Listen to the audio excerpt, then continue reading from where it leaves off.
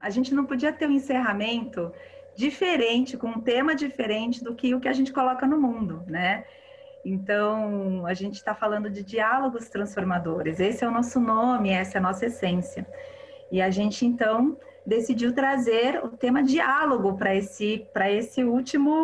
essa última sessão dessa jornada, né?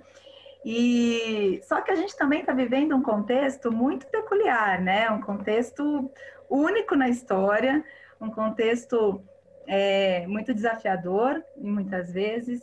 Então a gente também não podia não considerar o contexto. Então esse novo tempo que a gente está vivendo e que a gente vai viver, e que a gente está aqui agora e daqui a pouco. Então, diálogos para os novos tempos. Esse é o tema da nossa sessão de agora, de encerramento dessa jornada. E para falar sobre isso, nós tivemos o prazer de convidar uma pessoa muito querida, que é o Ed René Kivitz. Muito obrigada por você estar com a gente, por essa troca. E estar com você, a gente vai aqui ouvi-lo um pouco. E depois eu quero apresentar outros dois convidados que estarão com a gente para fazer perguntas e respostas. Afinal de contas, a gente está falando de diálogos, né? E aí eu apresento eles daqui a pouquinho. Obrigada. Muito obrigado, Magali. Uma boa tarde a todos e todas. É um prazer estar aqui com vocês participando desse roadshow da EIT. Eu quero agradecer esse convite a toda a equipe. Dizer que é um prazer, uma alegria e uma honra também encerrar essa jornada de reflexão, de conversa, de arte, de inspiração. Então, muito obrigado por me acolher aqui. Falar sobre diálogos e diálogos para os novos tempos, eu queria falar pouco para a gente poder dialogar, para a gente poder conversar. Então, eu queria fazer uma provocação inicial, eu acho que é mais ou menos isso.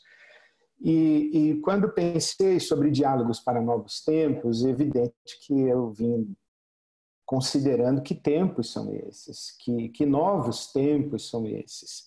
E das muitas possibilidades de delinear, de desenhar esses novos tempos, escolhi algumas, e escolhi alguns fenômenos. E, por exemplo, a gente está falando bastante sobre desinformação, deseducação, fake news. A gente está falando sobre descredibilização dos experts, dos jornalistas, dos acadêmicos, dos cientistas. A gente está num tempo de fenômenos muito interessantes e que a gente não imaginava que seriam possíveis. A gente está num tempo de negacionismo da ciência, a gente negando a pandemia, a gente negando o incêndio na floresta, a gente está num tempo de muitas opiniões, muitas opiniões. Eu fiz uma pesquisa, descobri que 78% das pessoas têm como fonte primária de informação o WhatsApp, grupo de WhatsApp. E apenas 8% das pessoas considera o jornal uma fonte confiável de informação. É muito interessante que isso nos coloca dentro das nossas bolhas.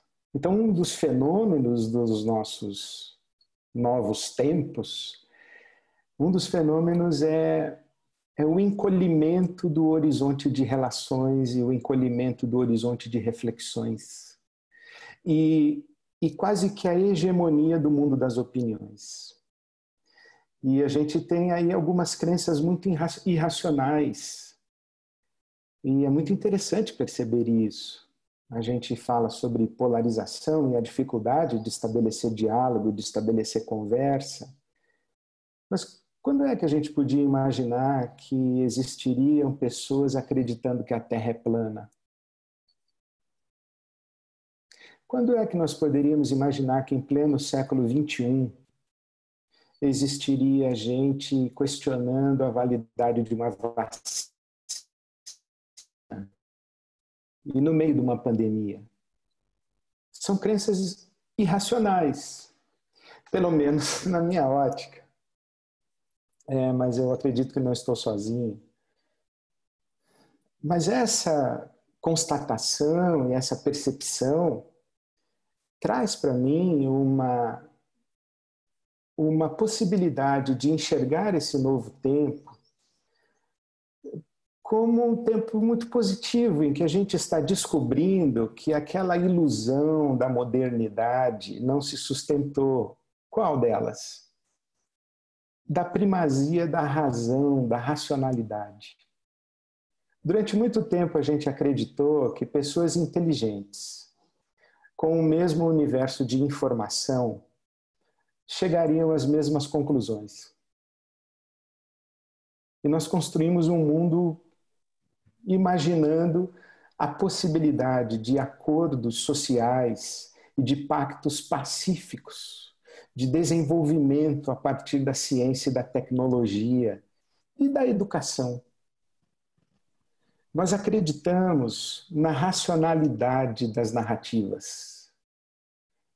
E nós vivemos um tempo de discussão de narrativas racionais. Por isso é tão difícil dialogar, porque nós estamos descobrindo aquilo que já sabíamos e que os teóricos, os antropólogos já sabiam, é que nós não somos tão racionais quanto imaginávamos. E as nossas conversas, elas acontecem no horizonte dos afetos. Os nossos diálogos acontecem nos campos afetivos emocionais. E aqui eu quero trazer uma contribuição de um teórico que deve ser de conhecimento para muitos de vocês, que é Humberto Maturana. As reflexões que o Maturana faz sobre linguagem, razão e emoção são muitíssimo interessantes e adequadas para o nosso tempo e para diálogos para novos tempos. O Maturana diz o seguinte, que as nossas conversas acontecem dentro de uma emoção, dentro de um campo de afetos, que os nossos discursos racionais acontecem dentro de emoções. Um exemplo muito significativo disso é que eu descobri que a minha equipe de trabalho, quando se reunia comigo, um dos meus colaboradores desenhava uma carinha no alto da página de pauta, uma carinha sorridente, ou uma carinha mais ou menos, ou uma carinha bem emburrada. Como se dissesse, hoje o chefe não está de bom humor, então segura sua onda aí no que você vai pedir, no que você vai falar. A gente sabe disso. Quando você vai falar com alguém, você percebe o estado de ânimo, o estado de alma. Você percebe a afetividade que está implicada nessa relação. E a gente lembra, por exemplo, quando a gente não gostava de matemática, ou não gostava de história, ou não gostava de língua portuguesa na escola. Na verdade, a gente não gostava era do professor ou da professora. A gente gostava da matéria porque a gente gostava do professor. E quando a gente não gostava do professor, a gente não gostava da matéria e vice-versa. Por quê? Porque as nossas conversas e as nossas relações e interações com a realidade, elas são afetivas, elas são emocionais, elas acontecem dentro do campo emocional. E aí, o outro exemplo interessante é que a raiva é uma emoção. De dentro da raiva, você só pode algumas coisas. De dentro da raiva, você pode coisas que fora da raiva você não pode. E de dentro da raiva, você não pode coisas, porque a raiva estabelece o campo onde a sua ação é possível. Então, essa contribuição do Maturana eu acho muito interessante, que ele fala isso, que toda ação e toda narrativa, todo diálogo, inclusive o Maturana acha e acredita, e eu também concordo, que a palavra é ação. A palavra é generativa. Magali começou dizendo que nós colocamos coisas no mundo, nós colocamos coisas no mundo com o que fazemos, mas nós colocamos coisas no mundo com o que falamos, e as nossas narrativas constroem mundos. Então a palavra é ação e a palavra acontece dentro do campo da emoção. E o Maturana vai dizer que o campo emocional que favorece os diálogos, ele usa inclusive uma expressão muito interessante, a hominização, ou a humanização, é o nosso vir a ser gente, vir a ser humano. Esse campo emocional que favorece o diálogo, as conversas, ele chama de amor. Amor. E o amor, não, evidentemente, ele não está falando do amor romântico, ele não está falando nem mesmo do amor cristão ou do amor da fé cristã, não está falando do amor de Deus, ele não está falando do amor como essa coisa sacrificial, abnegada. Não, ele define amor como a aceitação do outro enquanto legítimo outro. E isso é imprescindível para uma conversa. É quando eu reconheço você e afirmo a legitimidade de você ser aquilo que você é, aquilo que você diz ser, aquilo que você pretende ser, aquilo que você consegue ser. Inclusive, essa expressão do Maturana, a aceitação do outro enquanto legítimo outro, eu acho que fica um pouco comprometida nos nossos tempos. Outro dia eu estava num debate e eu usei essa expressão aceitação e a outra pessoa, que era uma pessoa trans, eu disse assim, não, eu aceito a sua legitimidade, a legitimidade da sua identidade, e ela disse assim para mim, e quem é você para me aceitar ou deixar de me aceitar? Por que eu preciso ser referenciado, referenciada pela sua aceitação? E aí foi que eu aprendi que a gente não aceita, a gente reconhece. Eu identifico você e eu reconheço a legitimidade de você, da sua alteridade, da sua identidade. E porque eu reconheço isso e digo, olha, é legítimo que você seja. E há espaço no mundo para você ser quem você é.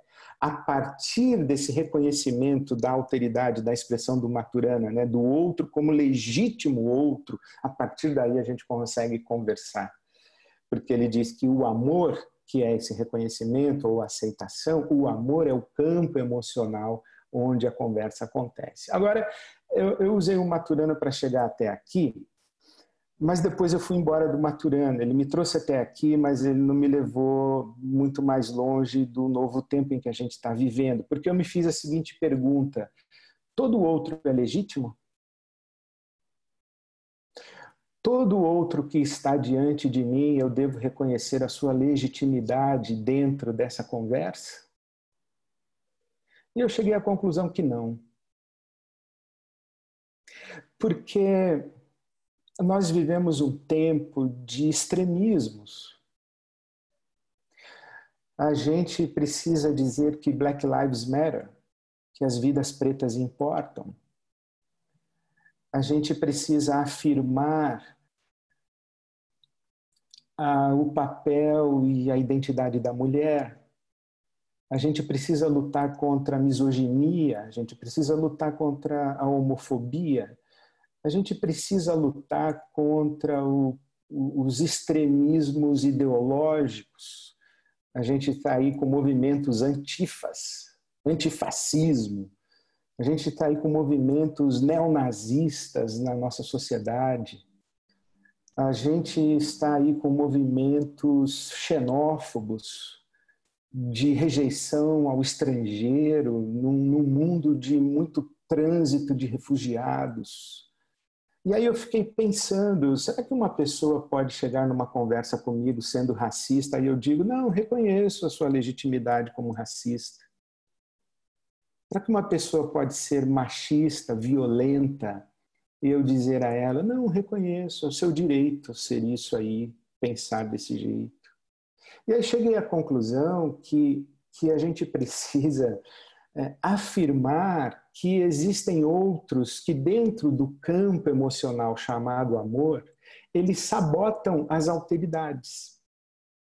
E essa presença que sabota as relações de amor, as relações de reconhecimento de legitimidade, de alteridades e de identidades diversas, esse outro que quer me apagar enquanto outro, está dizendo para mim que eu não sou legítimo como outro, ele está conspirando contra o sistema, ele é uma presença que promove o colapso do sistema. Então é o pessoal que diz o seguinte, em nome da liberdade de expressão eu me expresso para acabar com a liberdade.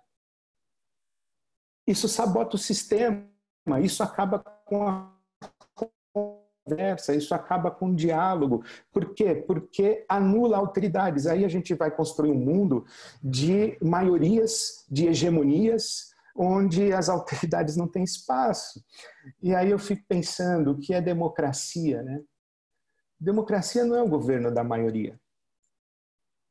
A democracia é um sistema de pacto social que reconhece a legitimidade da presença das minorias. Porque um governo da maioria que não reconhece a legitimidade das minorias não é democracia, é totalitarismo. Essa é uma sociedade totalitária. Ou você fica igual a mim, ou você tem que desaparecer ou procurar um outro lugar para viver. Isso não é democracia. Eu não posso dizer, olha, a maioria quer isso. Não. A democracia é um sistema de reconhecimento da legitimidade de todas as presenças que estão ali naquele contexto. Por isso, eu ofereço como contribuição para a nossa conversa 3 sugestões de diálogos para os novos tempos. A primeira sugestão é que nos novos tempos nós precisamos dar muito mais atenção às dimensões do afeto, das paixões, das passionalidades, do que dos argumentos racionais. A gente precisa mapear as simpatias e as antipatias. Porque as coisas elas são verdadeiras ou falsas dependendo dos afetos aos quais elas estão associadas. Então, por exemplo, uma notícia que vem da Globo Lixo vai ser descaracterizada. Alguém acha que o presidente Jair Bolsonaro é um mito, ele vai acreditar no presidente. E outro que acha que o presidente Bolsonaro é um fascista, não vai acreditar no presidente, independentemente do que ele diga, se faz sentido ou não faz sentido, se é verdadeiro ou se não é verdadeiro. O afeto antecede a chegada no argumento racional. Então, eu acho que esse é um tempo da gente conversar, levando muito em consideração as dimensões dos afetos, das paixões, das passionalidades, das emoções. Segundo, eu penso que é um tempo que a gente precisa defender de maneira intransigente a legitimidade do outro enquanto outro. Um mundo plural, um mundo diverso, um mundo com diferenças culturais, raciais, religiosas, econômicas, a gente reconhecer isso. É um mundo onde não são possíveis mais concepções de subalternidades opressivas, onde o outro é igual. A gente precisa reconhecer isso, porque esse é o espaço do diálogo. Nenhum diálogo acontece em relações verticalizadas e hierarquizadas.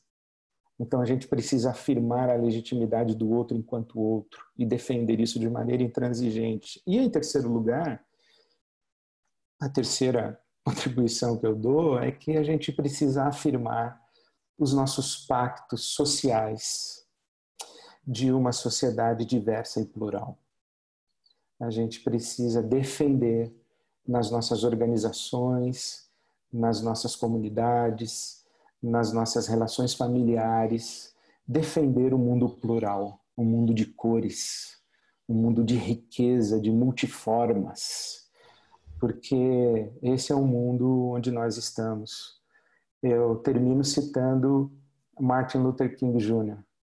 Ou vivemos todos juntos como irmãos e irmãs, ou morremos todos juntos como idiotas. Nós não podemos subestimar a força dos idiotas, mas nós temos que afirmar a potência do amor, conforme o Maturana sugeriu para nós. Nós somos capazes de viver como irmãos e como irmãs. Então, que venham os diálogos para novos tempos. Muito obrigado. Muito bom, Ed. Obrigada. E para dialogar com a gente convidou 2 pessoas muito queridas também, que têm se aproximado cada vez mais da gente e são jovens que nos ensinam muito. Então, com a gente, nós convidamos a Vicky Vitória Almeida. Ela é estudante de Relações Públicas na Belas Artes, Ela tem 19 anos e ela é produtora cultural em projetos sociais na periferia. Ela é cofundadora do Ser Produções, a primeira produtora de audiovisual independente no Paraisópolis. Foi presidente do Grêmio Estudantil de 2016, onde deu início aos projetos com foco, né, no protagonismo de minorias e lutas sociais, e é integrante hoje da diversidade, do Comitê de Diversidade e Administração Nacional do CNA, idiomas, é uma escola de inglês, né?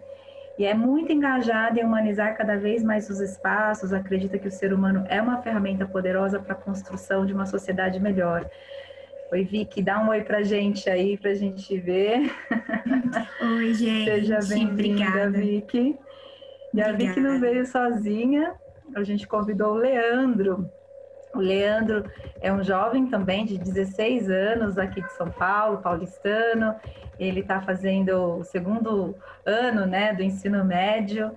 Ele manifesta muito, desde muito cedo, a sua paixão por educação e apresentou aí um projeto muito legal no congresso do ICLOC, Jovem Instituto Singularidades, né, intitulado Sistema de Educação YBA, cujos paradigmas continuam sendo aprimorados, e também é estudante da abordagem centrada na pessoa, né, e ele pretende continuar os estudos dele na área educacional. Leandro, dá um oi pra gente, por favor. Oi, pessoal, boa tarde a todos. Bom, sejam bem-vindos, Vicky e Leandro. E a gente vai ter um momento agora de perguntas e respostas. Se você também tiver uma pergunta, você pode colocar no chat. Eu vou fazer esse trabalho de ir associando aqui as perguntas que vierem do nosso público com as perguntas da Vicky e do Leandro. Tá com vocês, fiquem à vontade. Que perguntas a gente quer fazer aí para o Ed? Obrigada. Bom, eu gostaria de começar, primeiro agradecer pelo convite, eu estou muito feliz mesmo de estar aqui. Eu pesquisei um pouco sobre o Ed, claro, vi que ele tem um currículo, assim, fantástico. Fiquei muito interessada nas pautas que ele traz e a opinião dele perante as coisas, bem humanizadas. E aí eu anotei, na verdade, um monte de coisa que eu vou levar, assim, para minha vida e das reflexões que você trouxe. Inclusive, vou pesquisar mais sobre o teórico que você trouxe, mas eu anotei duas perguntas principais. A primeira delas é que você iniciou falando que as conversas acontecem em campo de emoção. E eu, como estudante de comunicação, concordo totalmente com isso. E aí a minha dúvida, na verdade, é, no mundo em que vivemos hoje, já que nós tivemos que nos adaptar totalmente à tecnologia, etc., você acredita que as nossas relações e conversas são, de fato, efetivas? Por meio da tecnologia é possível nós termos esse campo de emoção? O que você acha? Obrigado, Vitória. É um prazer conversar com você. Muito obrigado por essa provocação. Infelizmente, eu tenho uma leitura muito pessimista. Eu acho que talvez eu esteja no impacto aí de umas leituras últimas. Eu acabei de ler, por exemplo, A Máquina do Ódio, da Patrícia. Acabei de ler o Engenheiros do Caos, do Empoli. Esse último documentário da Netflix, O Dilema das Redes, é assustador. Então, a gente vive um mundo de algoritmos. E o que eu falei no início, eu acho que a gente conversa dentro das nossas bolhas. E as nossas bolhas, elas são viciadas. E elas são viciadas porque nós conversamos com os nossos iguais, mas elas são viciadas porque elas são profissionalmente manipuladas para que as informações que chegam às bolhas cheguem para reafirmar as crenças das bolhas, independentemente da objetividade, do conhecimento e dos conteúdos.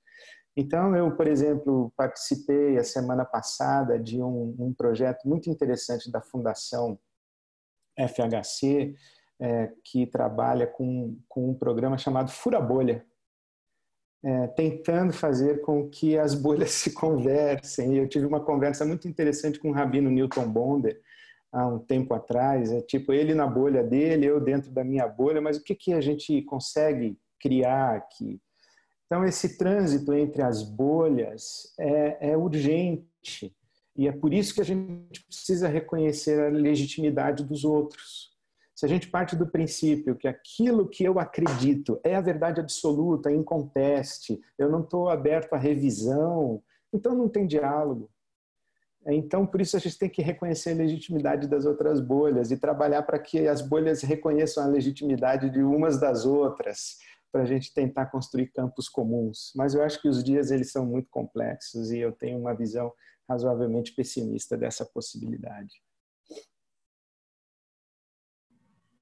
Obrigada. Eu acredito, na verdade, totalmente no que você disse nessa quebra, né, de bolhas. E aí, o que você falou sobre reconhecer o outro como legítimo era também a minha segunda pergunta, na verdade. Uhum. Então, por que você acredita que as pessoas possuem essa dificuldade em reconhecer o outro como legítimo? Principalmente nessa era em que nós estamos tentando trazer lutas sociais, causas sociais de LGBTQIA+, dos negros, enfim. Por que você acredita que essa ascensão do preconceito ao que é diferente de nós tem crescido tanto? Por que existe isso? O que você pensa sobre? Eu acho que, em primeiro lugar, existe um recrudescimento de uma visão religiosa fundamentalista conservadora no mundo. E eu acho que isso vem ali de um primeiro espaço, de um choque civilizacional, do avanço crescente do islamismo no mundo e a reação cristã conservadora, especialmente norte-americana, no fundamentalismo norte-americano, que se julga o guardião da democracia do mundo e o guardião da liberdade do mundo, mas com um movimento cristão fundamentalista. Então, a religião fundamentalista, ela atrapalha muito. Eu falo como religioso, eu sou pastor evangélico. Eu não acho que a religião atrapalha. Eu acho que o fundamentalismo religioso atrapalha. O meu inimigo não é a religião, o meu inimigo é o fundamentalismo religioso. Mas, por outro lado, eu vejo também que além desse crescimento do fundamentalismo religioso, que não favorece diálogos e reconhecimento de alteridades, existe um fato básico para nós seres humanos. É que aquilo que é diferente de mim e que se posta diante de mim como legítimo, se eu não estou seguro da minha própria identidade, aquilo me ameaça. Quando eu encontro o diverso, eu me sinto julgado por esse diverso, eu me sinto condenado, deslegitimado. E não precisa ser assim. Diferente não é sinônimo de errado. Diferente pode ser só diferente. Diferente não é equivocado, diferente não é sujo, diferente não é ruim, diferente não é melhor, diferente é diferente. Mas as pessoas inseguras nas suas próprias identidades, elas se sentem ameaçadas quando estão diante de um diferente. E por isso, em vez de olharem-se para si mesmas, para que sejam enriquecidas com a diversidade e a pluralidade, elas tentam aniquilar o diverso, para afirmar a sua identidade e continuar na sua pobreza inalterada. Então, eu acho que são essas duas, pelo menos, razões pelas quais existe esse preconceito aí no mundo. Tem mais, é claro, né? Mas eu consigo enxergar isso aí por enquanto. Muito obrigada. Acho que Obrigado, o Leandro consegue contribuir agora também. Obrigado, Vitória. Boa tarde, Ed. Primeiro eu gostaria de falar que é um enorme prazer estar aqui com vocês e eu achei as suas reflexões que você trouxe fenomenais, muitos aprendizados que eu também levo daqui, assim como a Vicky comentou. E também eu também tive, conforme a palestra, duas perguntas principais que eu queria também aqui fazer para você. Uma delas é quando você disse que a racionalidade ela nasce do afeto, né? Os diálogos têm que se basear no afeto e no amor. Mas na nossa sociedade atual, para muitas pessoas quando a gente fala que o afeto e a racionalidade têm que andar juntos, que a racionalidade nasce do afeto, para muitas pessoas esse é um paradoxo, porque essas pessoas acabam enxergando a racionalidade como muito, muito restrita, por exemplo, às descobertas científicas, ao pensar racional, né, como muitos filósofos afirmaram, e o afeto como atribuindo toda aquela questão de você amar o próximo. Mas por que então, assim, você comentou que a racionalidade ela tem que estar sendo afeto. Por que a sociedade, então, ela enxerga isso como um paradoxo? Que pergunta, hein, Leandro? Podia ser uma mais fácil, né? Muito prazer conversar. Você achou conversar. que ia ser fácil, né, Ed? Você achou que a gente quer fazer pergunta aqui para você, né? Obrigado, Leandro. Prazer conversar com você e muito obrigado pela sua pergunta. Olha, eu acho que isso vem de longe, isso vem da nossa cultura grega. O Ocidente ele é formado com essa mistura da religião ética judaica e cristã, do direito romano e da filosofia grega. O Ocidente é essa mistura daí. E dentro de todas essas tradições, a razão e a racionalidade teve a primazia absoluta. A gente tem ainda, como eu estava falando de crenças irracionais, a gente ainda está num tempo achando que homem é engenheiro e mulher é cabeleireira e é bailarina. A gente ainda tem essa ignorância de achar que o homem é objetivo racional e a mulher ela chora em reunião, que ela é o afeto, ela é a emoção e o homem é a razão. Isso daí vem de longe, isso aí vem da Grécia. O Aristóteles dizia que a mulher é um homem mal feito. Pra você ter uma ideia. O Santo Agostinho, por exemplo, quando ele sentava para uma refeição, ele dizia, vai comer o animal. Um desprezo a essa dimensão da humanidade, da falibilidade humana, da finitude humana, da complexidade humana. Ele achava que só a razão era que tinha fundamento. E a gente vem com isso, a gente vem de um iluminismo, a gente vem de uma modernidade, a gente vem de uma afirmação da supremacia da razão nas civilizações que dão origem ao Ocidente, nas revoluções modernas, e a gente está agora num tempo muito recente a gente descobrir, por exemplo, e descobrir que a biologia é uma ciência que explica melhor o mundo do que a física newtoniana. A gente começou há muito pouco tempo a falar de organizações vivas, porque até muito pouco tempo as organizações eram máquinas. Então eu acho que não deu tempo da gente fazer a autocrítica da nossa herança civilizatória, que foi descompensada, criando esse abismo entre a razão e a emoção.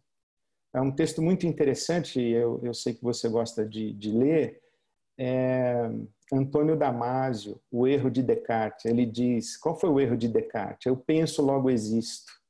O Damasio diz, por que não eu sinto, logo existo? Por que a gente aprendeu na escola que o ser humano é um ser racional? Por que a gente não aprendeu que o ser humano é um ser linguístico, é um ser artístico, é um ser amoroso? Por que a gente aprendeu que o ser humano é um ser racional, é um animal racional? Então a gente está fazendo essa revisão agora, tem muito pouco tempo, acho que ainda não deu tempo. Espero que você e a Vicky levem adiante esse projeto aí de revisar a nossa sociedade, a nossa cultura e a nossa herança cultural. Ed, a sua resposta, foi maravilhosa. Eu estou agora pensando sobre tudo isso. E realmente, quando você comentou, porque agora que eu estou no ensino médio, né? Então a gente tá, nas aulas de filosofia, a gente trabalha bastante essa questão do homem como um ser racional e a gente não tem essa interpretação, né? Que você trouxe para agora, que o ser humano é um ser emocional. Então, eu sinto que falta isso no nosso mundo. E também agora, com base na questão que você colocou, eu já queria puxar para uma segunda pergunta. Agora falando sobre o fundamentalismo que você destacou na sua última fala. Você comentou que assim, o grande problema da humanidade é o fundamentalismo. Isso tanto é válido para a religião, quanto para o debate extremamente polarizado, por exemplo, que existe no Brasil hoje. Mas agora eu vou usar o exemplo da religião, que né, na Bíblia, em Mateus, tem um dos escritos diz que as pessoas devem amar ao seu próximo como a ti mesmo e a Deus sobre todas as coisas. E, assim, se a gente pega hoje a imagem fundamentalista que muitas religiões têm, isso está muito, muito desviado dessa frase. Porque o fundamentalismo é o oposto. E isso é muito estranho quando a gente pensa, quando a gente associa, por exemplo, essa frase a uma religião. E por quê? Por que que, então, porque eu acho que assim, o que realmente falta é a gente seguir realmente isso, mas por que que como que o fundamentalismo se desviou pensando nesse escrito? Por que que isso aconteceu? Você não tem pergunta fácil, Leandro? Você só tem esse tipo de pergunta? Obrigado. Olha, eu não sei se você responder, Leandro, a sua pergunta, mas eu tenho intuições. Eu penso que a religião ela pode se estruturar em volta de alguns eixos. Por exemplo, a verdade é um eixo ao redor do qual a religião se sustenta. E quando a religião se sustenta na verdade, ou você concorda comigo ou você tem a mentira. Certo? A religião também pode se sustentar no eixo do poder. E quem tem o poder manda e quem não tem o poder obedece. Então a religião se verticaliza.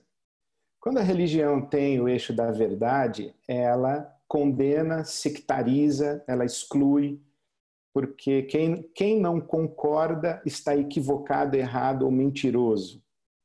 Quando a religião se estrutura no eixo do poder, ela se verticaliza e ela se torna piramidal. Por isso é que a fé cristã, e desculpa eu puxar a brasa, já que você citou o texto bíblico, a fé cristã é uma religião que tem a ética do amor. E o amor ele é anárquico. O amor ele não é da ordem. Ordem e progresso não cabe no amor, porque onde tem amor tem desordem. Onde tem amor tem dor. Onde tem amor tem liberdade. Onde tem amor tem paixão. E onde tem amor tem diversidade. Então, o que eu vejo é que impera no mundo o fenômeno religioso associado à verdade e poder e muito pouco associado a amor. Por isso que eu trouxe o Maturana falando do amor.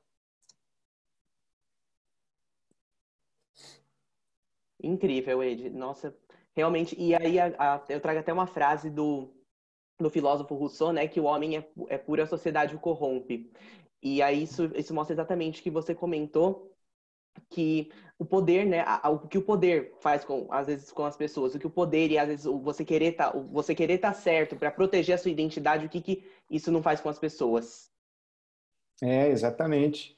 E aí a gente tem um Brasil cujo governo tem como lema Deus acima de todos. E a ideia é o meu Deus acima de todos. Né? O Deus conforme eu o percebo acima de todos. E fica bastante complicado.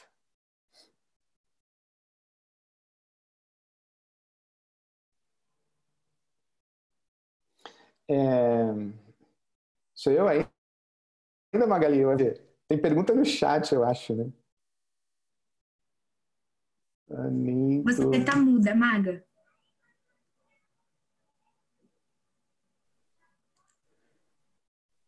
Maga, você tá no mudo. Eu estava tão hipnotizada aqui pela conversa que eu deixei de ver o chat, deixei de ver qualquer coisa, pensar perguntas, enfim. Mas tem uma pergunta aqui, né? Como é que você enxerga a abertura para a espiritualidade nas organizações? Até antes da Vicky fazer a pergunta dela, Ed. Olha, esse é um assunto que eu pesquisei bastante. O meu mestrado em Ciências da Religião foi sobre espiritualidade no mundo corporativo. E justamente eu fui atrás de uma referência de uma espiritualidade não religiosa, porque religião no mundo corporativo dá confusão. Porque você não pode impor a religião o chefe da equipe de vendas, lá, o líder da equipe de vendas, dependendo da religião dele, ele faz com que toda a equipe queira ou rezar o terço dele, ou fazer a oração dele, ou usar o patuá dele. Você vai dar confusão isso aí. Religião dentro da organização corporativa, na minha opinião, não faz bem, não. Agora, a espiritualidade, sim, aí a gente precisa discutir o que é essa tal espiritualidade supra-religiosa. E eu acho que é um debate extremamente relevante para, desculpa jogar isso de volta para vocês, para a EIT propor. O que se entende por espiritualidade no mundo corporativo? Não é uma religião disfarçada? Né? E quando eu fui estudar a espiritualidade, eu encontrei um teórico muito interessante chamado Paul Tillich, que é um filósofo, um teólogo alemão, que foi morar nos Estados Unidos e deu aulas na Universidade de Nova York, saindo do nazismo da Alemanha. E ele fala da espiritualidade como a busca de sentido. E acho que essa é uma grande questão para o mundo corporativo. Quando o meu trabalho ele me aliena, ele rouba o meu sentido humano de ser, quando ele não me realiza, quando ele exige sacrifícios desumanizadores, quando ele conspira contra as minhas relações de afeto. Então, eu acho muito importante, se a gente associa espiritualidade a sentido, acho um caminho. Associar a espiritualidade, por exemplo, às virtudes do espírito, que são coincidentes em praticamente todas as tradições religiosas. Compaixão, misericórdia, justiça, solidariedade. Se a gente associa a espiritualidade a isso, aí sim, cabe no mundo corporativo. Mas se a gente associar a espiritualidade à religião, vai dar confusão. Tem até uma outra pergunta aqui emendando, Ed, que é assim, o Leandro já esteve com a gente aqui em várias sessões. Obrigada, Leandro, pela sua presença. Como a laicidade e a espiritualidade podem andar juntas? Eu acho isso sobre... A gente fala do Estado laico, né? De um Estado laico, de um Estado... e de uma organização laica também. Isto é, o Estado não pode ter uma confissão religiosa, uma religião oficial, né? E a organização também tem que ter, não pode ter uma religião oficial. Então, por exemplo, imagina que eu sou dono de uma empresa que só trabalha na minha empresa quem é evangélico, ou só trabalha na minha empresa quem é umbandista, ou enfim, quem é budista, sei lá o quê. A corporação ela tem que ter a sua laicidade preservada. Agora, a laicidade não é não religião. A laicidade é o reconhecimento da riqueza de todas as tradições religiosas. Porque as tradições religiosas têm um repertório de humanidade construído ao longo de séculos e milênios. Então, eu acho que é muita ignorância alguém criticar o judaísmo, criticar o budismo, criticar o islamismo, criticar o cristianismo. Tem séculos e milênios de repertório ético, humanitário, humano. Né? Então, a laicidade convive com essas tradições e se enriquece de todas elas. Né? Outro dia eu estava acompanhando uma pesquisa que foi feita sobre é preciso ter religião para ser moral? Não, claro que não. Há muito religioso imoral e muita pessoa ateia ou agnóstica com moralidade e integridade. Moralidade não é atributo de religioso. Mas isso depois que a religião fez um trabalho significativo de construir um repertório de moral para a humanidade. Então, eu acho isso, que a laicidade deve ser preservada como um respeito a todas as tradições religiosas e não como um abandono da religião. Legal. Eu vou fazer mais uma pergunta que está aqui no chat, Leandro. Se você quiser fazer a pergunta, pode abrir seu microfone depois, tá bom? E Vicky também. Mas a Thaís pergunta o seguinte, primeiro que ela te chama de senhor. Eu vou te chamar de senhor. Não acha que esse novo mundo pós-pandemia, a religião não terá um importante e crucial papel para religar o homem a Deus?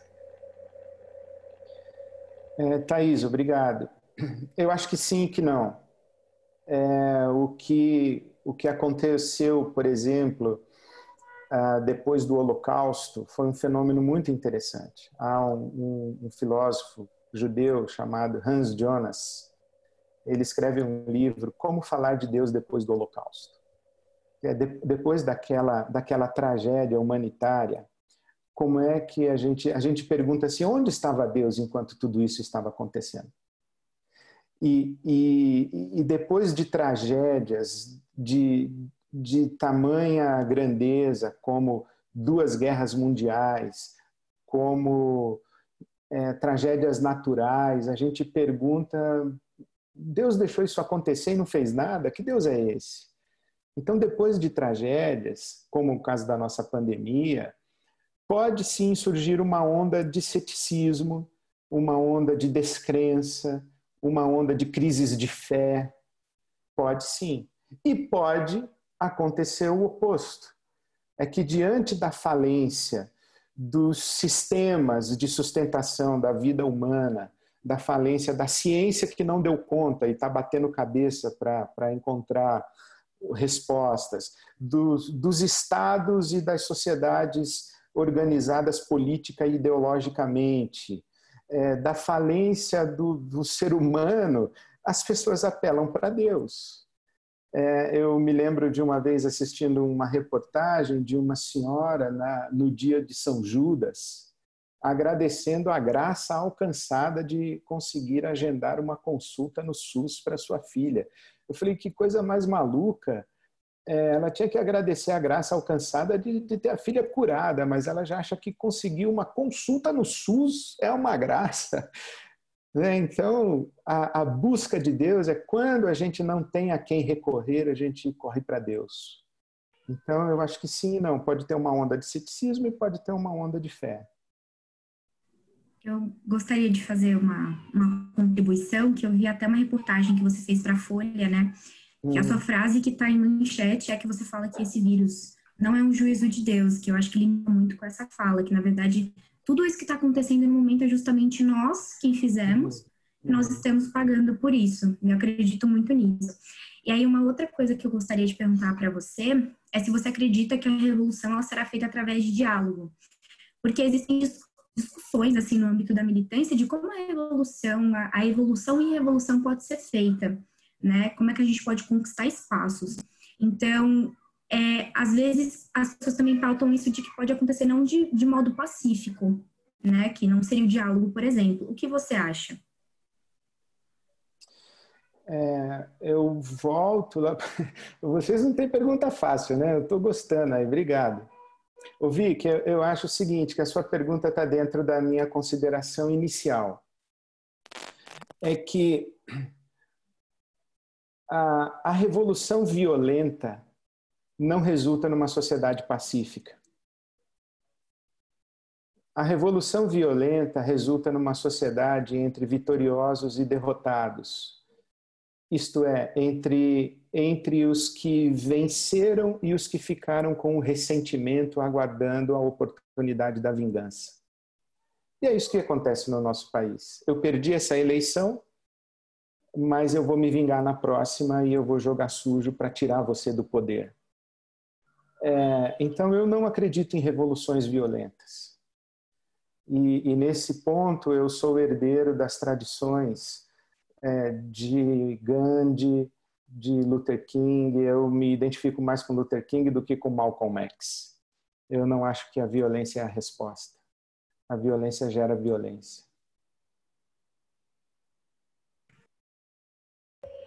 Muito obrigada. O Ed, tem uma outra pergunta do Miguel, que ele fala o seguinte: de acordo com o conceito do luminoso de Rudolf Otto, o senhor acredita, senhor de novo, acredita que nas nossas relações interpessoais o sagrado se faz presente?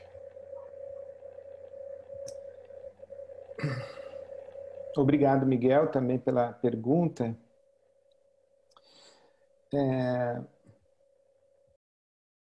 O que me ocorre é dizer o que é que nós chamamos de sagrado.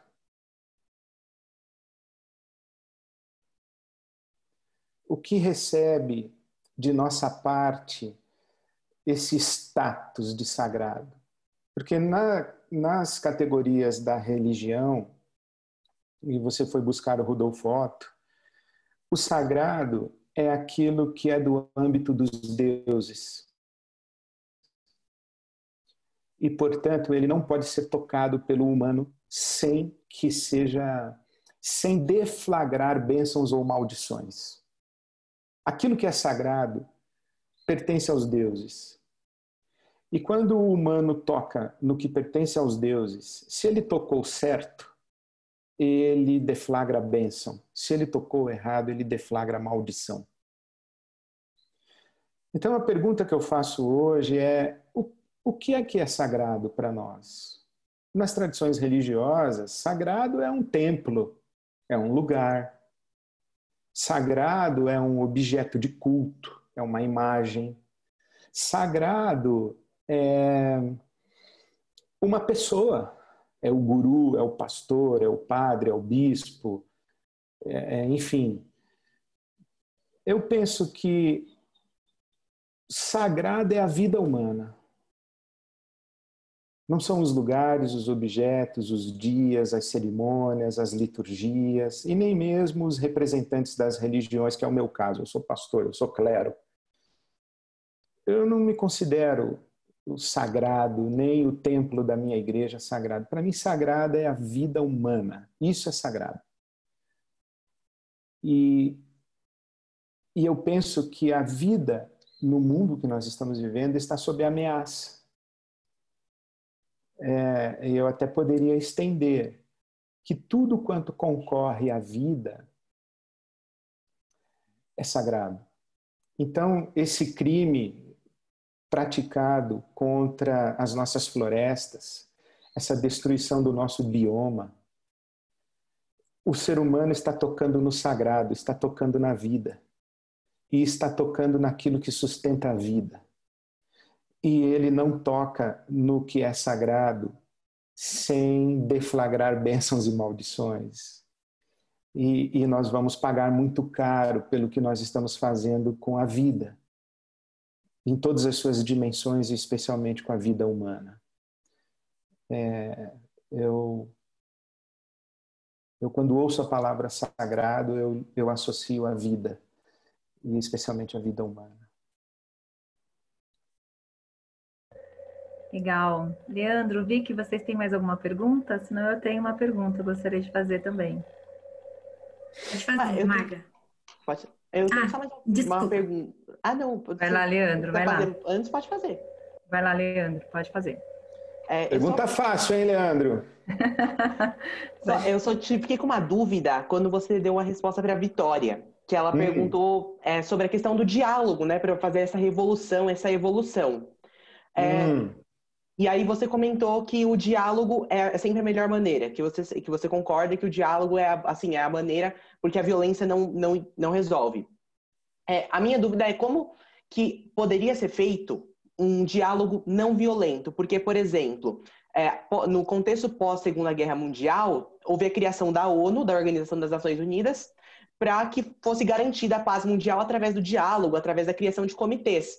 Mas se nós olharmos hoje, por exemplo, em países como a Síria, o Iraque, essa paz está muito ameaçada. E mesmo com a criação da ONU, a gente percebe a falta de diálogo, ou diálogo até violento. Por exemplo, na polarização entre os Estados Unidos e o Irã, que a gente teve no começo do ano. Como que poderia ser feito um diálogo que não resultasse em algo violento? Puxa, eu não sei responder direito isso aí não, Leandro. Mas eu tenho uma referência de Jesus. Desculpa eu apelar nesse nível, de buscar Jesus como referência. Mas Jesus, ele quando vai ao templo e ele vê que o templo se tornou, na linguagem bíblica, um covil de salteadores, em que os homens começaram a usar a fé popular como instrumento de ganho pessoal, e fazer business religioso, né? Esse negócio de business religioso não é de hoje que acontece. Jesus expulsou os vendilhões do templo e diz a Bíblia Sagrada que ele derrubou todas as bancas de comércio. o que traz um princípio. Jesus não agrediu pessoas, agrediu sistemas, agrediu coisas, agrediu estruturas, mas ele não agrediu pessoas. Uma resistência, e dentro da proposta do Martin Luther King, por exemplo, há uma confusão entre resistência pacífica e passividade. Então não é passividade, é resistência pacífica. É ocupação de espaços, é invasão das ruas. Então, por exemplo, o pessoal diz assim, esse pessoal está depredando patrimônio. Você preferia o quê? Que eles matassem os brancos? Então, imagina assim, os pretos nos Estados Unidos, eles saem e depredam as ruas, queimam carros. Aí o pessoal critica, tá bom, então a gente não vai queimar carro, a gente vai queimar branco, que nem vocês queimaram os pretos. Imagina como seria o mundo. É melhor queimar carro, né? Então eu acho que existe uma forma de resistir e de agir com contundência, sem que essa violência seja voltada contra as pessoas, ela seja voltada contra sistemas, a coisas, objetos, estruturas. É a única coisa que me ocorre responder a partir dos meus referenciais.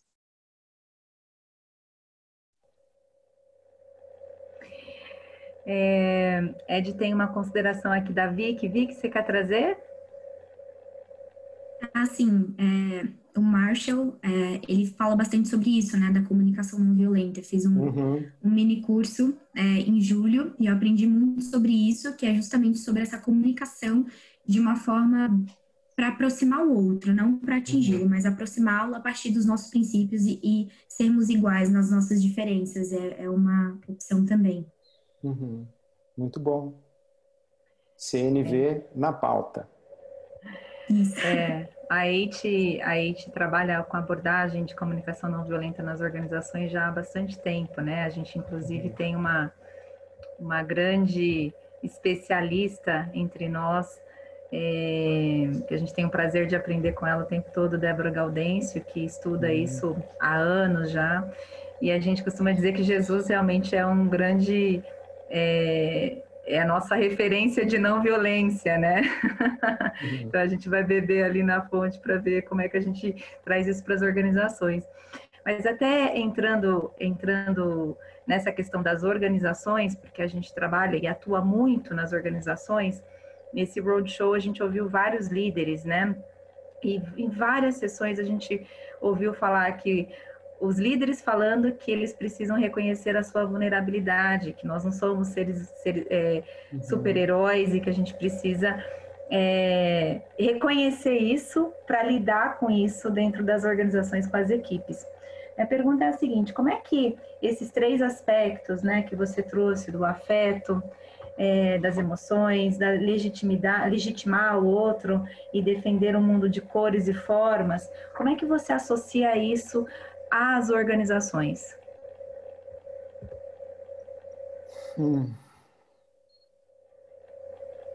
Eu acho que nós passamos por aí quando fala de comunicação não violenta. Um dos princípios da comunicação não violenta, aí a Débora me corrija, é a questão da escuta. E a escuta no sentido de dizer você importa, há espaço para você, há lugar para você, você está livre para se expressar. Aqui existe um ambiente favorável para a diversidade, para a pluralidade. Aqui existe um ambiente favorável para o questionamento, inclusive para o questionamento do líder. Então, organizações verticais, organizações em que os líderes estão nos seus pedestais, organizações em que os líderes se consideram infalíveis, porque quanto mais inseguro um líder, mais encastelado ele é, menos aberto ao diálogo ele é. Quanto mais inseguro e quanto mais ele é cativo da síndrome de impostor e que ele não confia em si mesmo ou não acha que merece estar onde está, no fundo, ele desconfia de si, mais ele poda quem está em volta, menos ele investe no florescimento de talentos, etc, etc. E acredito que esse é um tempo, e eu aprendi isso com meus filhos, em que a virtude esperada dos líderes não é a infalibilidade, é a coerência. E coerência é: o meu pai reconhece quando erra, o meu pai pede perdão, o meu pai volta atrás, o meu pai ele dá uma orientação, mas quando eu argumento ele ouve. E isso não rouba a minha autoridade de pai. Pelo contrário, aproxima na minha relação com os meus filhos, e o respeito é construído mutuamente. E se a gente levar isso para as organizações, que o que se espera do líder não é a infalibilidade, mas a coerência, né? E principalmente o líder que sabe que ele pode ter uma visão correta, mas ele nunca vai ter a visão completa. Então sempre haverá necessidade da contribuição do diverso. A gente fala em organizações de transdisciplinaridade, de hierarquias diagonais, de multidisciplinaridade, enfim. As organizações verticais hoje estão morrendo, a olhos vistos, né? E elas... Organização vertical só sobrevive com violência. E, portanto, é deletéria do meio ambiente e daqueles que fazem parte dela. E por falar em filho, o vídeo, né, o clipe que a gente assistiu no começo dessa sessão, o Kivitz é o filho do branco que estava no vídeo. Muito obrigada. Fiquei muito surpreso e muito feliz de ver o Vitor, meu filho, abrindo a nossa conversa de hoje. Mas a mensagem é muito sensacional, né? Conversa com quem a gente acredita. Um salve pode salvar. Um salve pode salvar. E falando nessa questão de salvar, né, do belo da vida, tem uma pergunta do Jader aqui. Como lidar com a narrativa de ódio e não perder de vista o que há de belo na vida?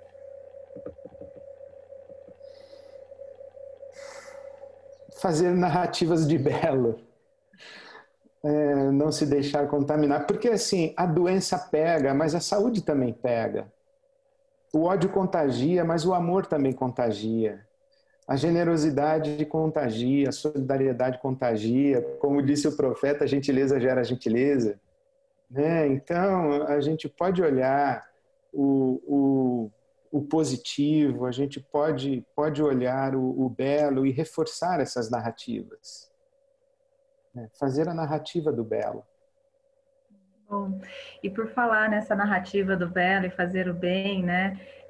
Nós queremos agradecer a todos que voluntariamente contribuíram com os ingressos pagos. Esse é um evento, né? O Roadshow inteiro foi um evento gratuito, mas social, porque a pessoa que se sentiu mobilizada para oferecer uma cesta básica, um kit de higiene, pôde fazer isso, e todo esse recurso vai ser oferecido para o Instituto Compassiva, que cuida de refugiados, de crianças, adolescentes. Então, a gente tem uma arrecadação aí que a gente vai oferecer de uma forma muito, muito bonita, porque vocês puderam contribuir também, né? E para a gente ir fechando, que a gente infelizmente está acabando, né? Acaba muito rápido, gente. A Cíntia trabalha em indústria, né? Empresa, né? Então, assim, percebo que nessa polarização que estamos vivendo, estamos menos abertos aos verdadeiros diálogos. Como dialogar com o outro que não quer ouvir? Calamos?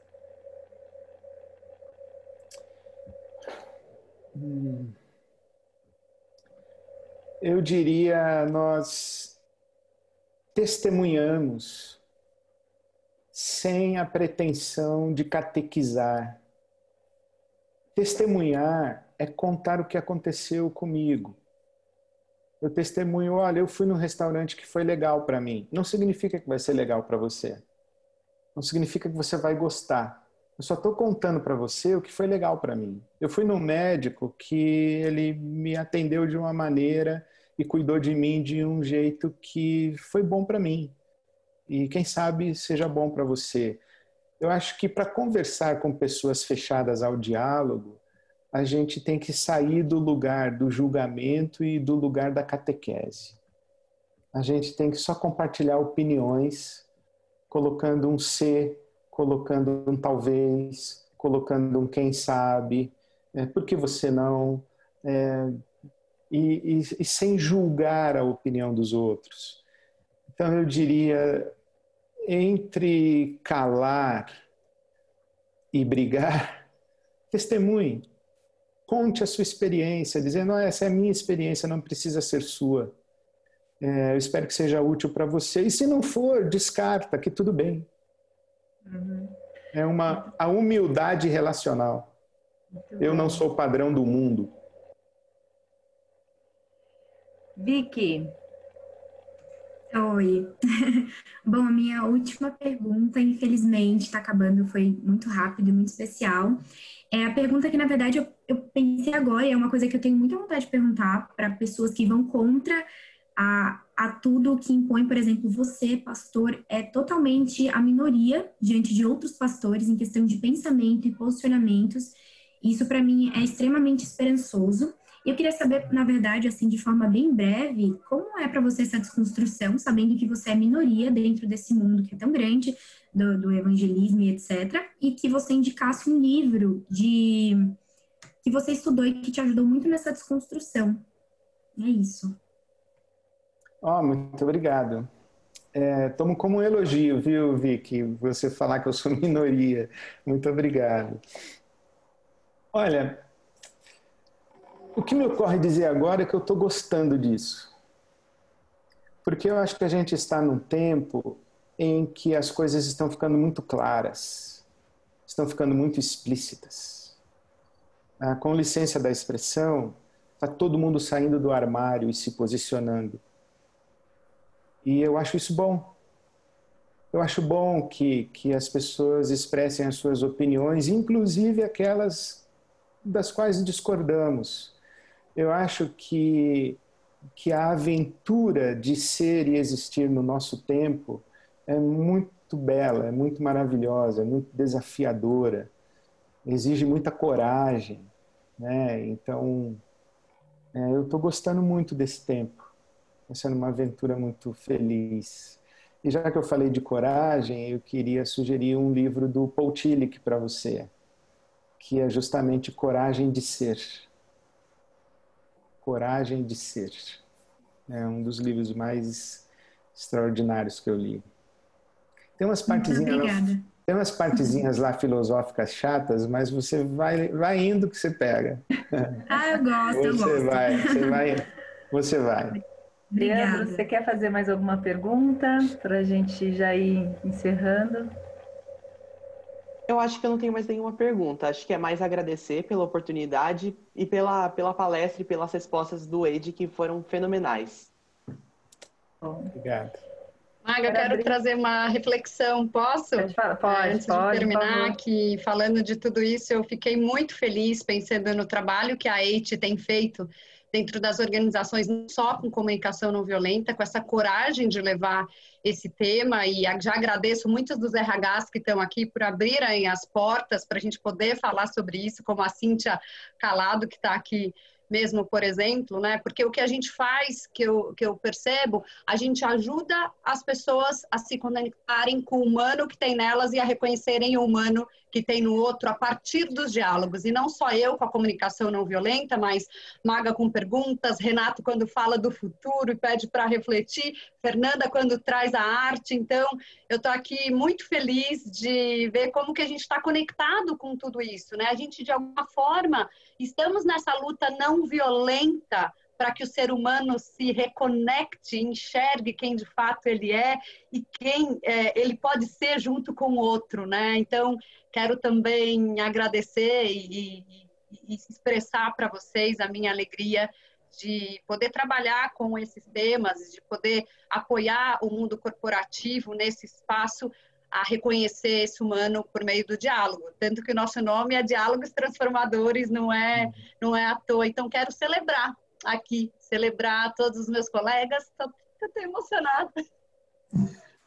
Celebrar os meus colegas pela coragem porque a gente, de alguma forma, buscou ser quem de fato nós somos, como o Ed falou agora, nessa coragem de ser, cada um aqui é, e a gente leva para as organizações o que somos. A gente leva o que de fato é vivo em cada um, seja aquele que tem talvez fé em Jesus, que tem fé em outra coisa, né? em outro lugar. A laicidade vive aqui entre nós e a gente leva esse ser em tudo que a gente faz. Então, quero agradecer com muito orgulho dessa rede, por essa possibilidade de eu poder ter esse espaço para viver de acordo com quem eu sou. Obrigada. Deb, você encerrou com chave de ouro. Eu ia... Não precisa falar mais nada. Não preciso falar mais nada, né, gente? Porque, assim, eu ia fazer um encerramento aqui, tinha me preparado, mas não precisa, não precisa. Não. Ed, nós queremos agradecê-lo, né, por esse tempo muito bom. A gente podia ficar aqui mais horas e horas, mas a gente tem que encerrar. Ou abrir, né? Na verdade, a gente não sabe se a gente está encerrando o roadshow ou se a gente está abrindo o roadshow. Então, assim... Mas muito obrigada por você, pela sua generosidade de estar aqui com a gente compartilhando tanta sabedoria. Muito bom. Eu que agradeço o privilégio de participar dessa roda de conversa tão desafiadora. Agradeço a Vicky e ao Leandro pelas provocações extraordinárias e pela acolhida, pela hospitalidade de vocês. Muito obrigado mesmo, foi um prazer. Obrigado. Vicky, obrigada. Sempre bom estar com você. Leandro, também. As meninas falaram tão bem de você. Agora eu já estou apaixonada por você também.